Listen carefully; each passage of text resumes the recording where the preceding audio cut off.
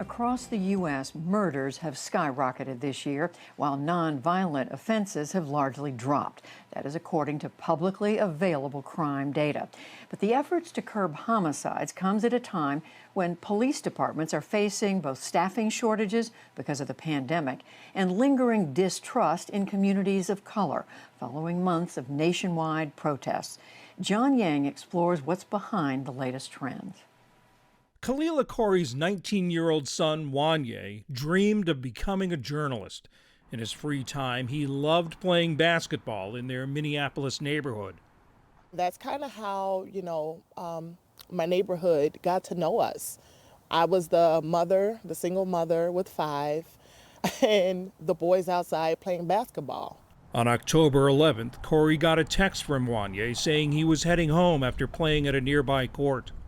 It was my middle child's birthday. He was turning 12.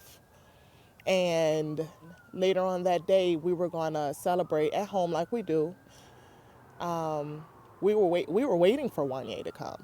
When he didn't come, it was devastating. Wanye had been killed in a drive-by shooting.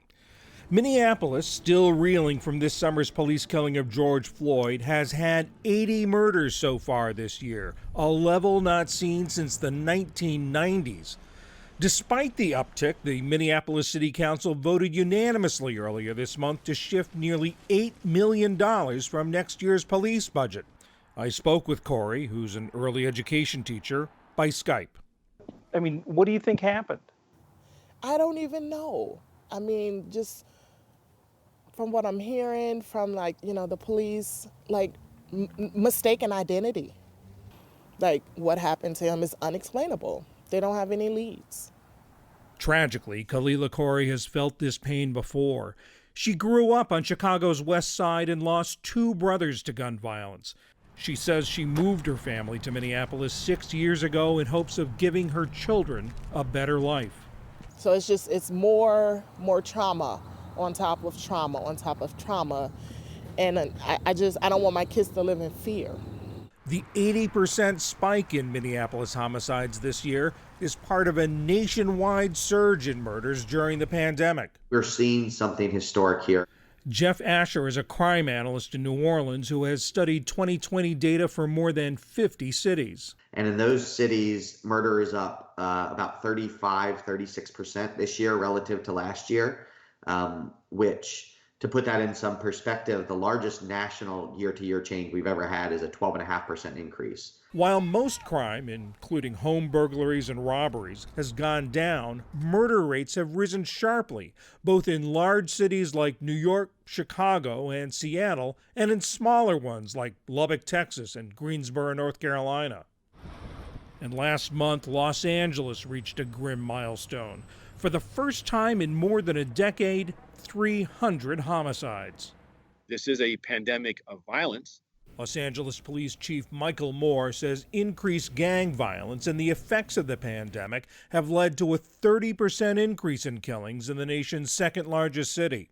The loss of jobs, the loss of people's source of income, of their stability, of their home, of just a sense of crisis that they're in.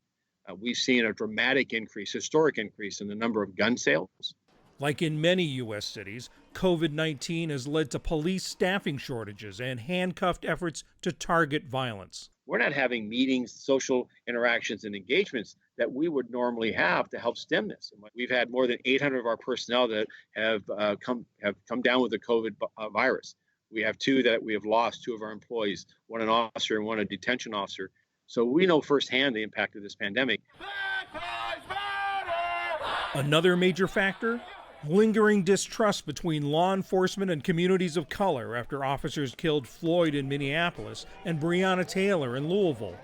There's a huge trust factor that we are seeing in community as it pertains to law enforcement. And that didn't just start with the death of George Floyd. I will say that has definitely complicated things further.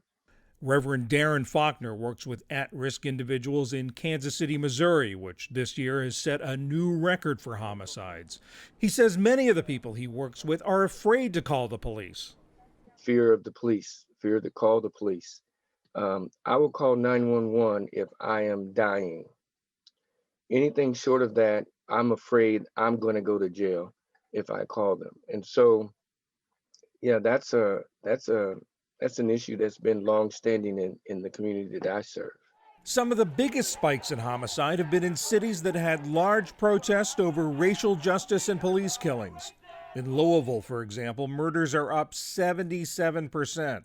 In Milwaukee, almost 100%. We have to be more speculative about the connection between protest activity on the one hand and community violence on the other. Criminologist Richard Rosenfeld says when a community loses trust in the police, violence can follow. It could be that police have been redeployed to address the protest activity from their normal routines.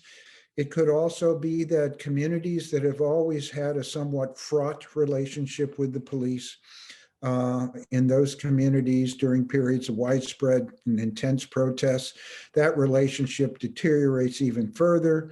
Street justice takes hold, and we see an increase in violent crime.